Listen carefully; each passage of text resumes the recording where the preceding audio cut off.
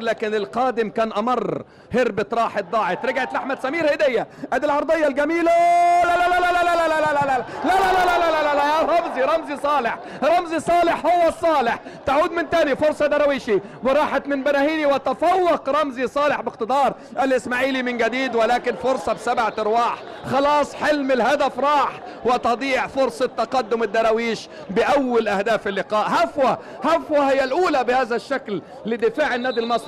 ورمزي صالح حارس فلسطين، رمزي صالح الفدائي، واحد من الفدائيين، حارس مرمى النادي الاهلي، وعلى طريقه مروان كنفاني حارس مرمى النادي الاهلي السابق. الله الله الله يا رمزي، الله يا رمزي، الله يا رمزي. طلع 3-4 خطوات خلى المرمى ضلمه على المهاجم ايمانويل. بص استلام على الصدر ولا اروع.